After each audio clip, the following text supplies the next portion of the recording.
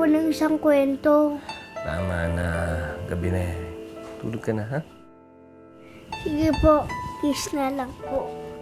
Love you po. I love you too, anak. Tulog ka na.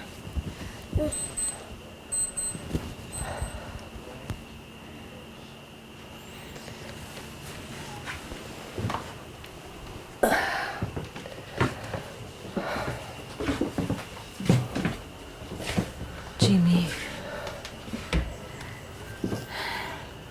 kailangan na natin magdesisyon, Jimmy.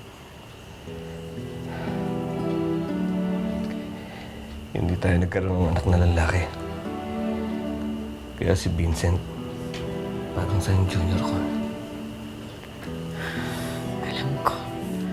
Alam ko yun. Nakikita ko araw-araw. Nakikita ko araw-araw na si Vincent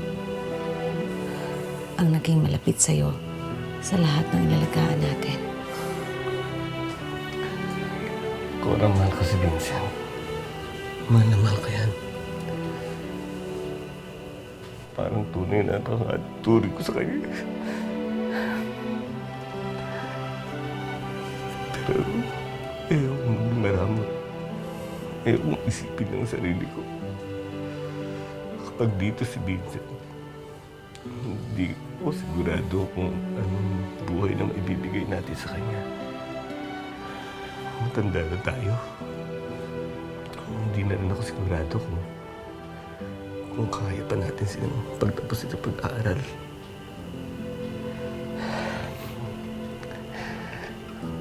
Cora,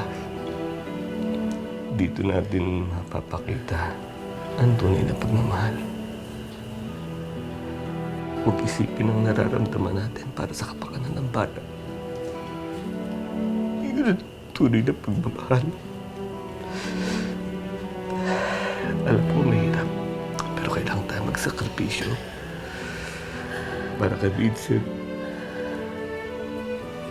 para sa kinabukasan niya.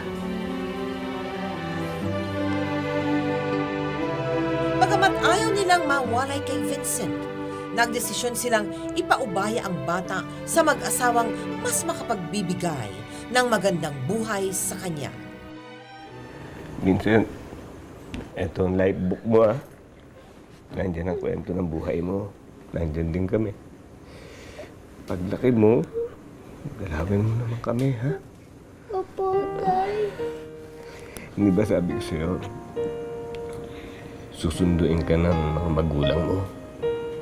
Sasakay kayo sa aeroplano. Tapos, alis kayo. Dadating na sila. Ayan. Eto na pala sila eh. Vincent, sila ang papa at mama mo. Sige, sumama ka na sa kanila, ha?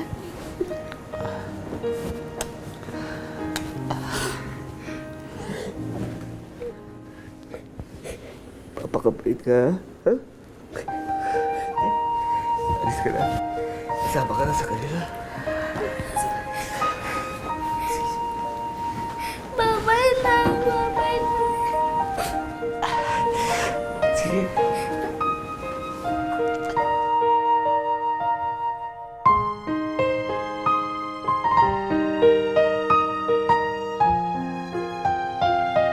Sa loob ng 20 taon, 49 na mga sanggol ang kanilang inalagaan at itinuring na parang sariling anak.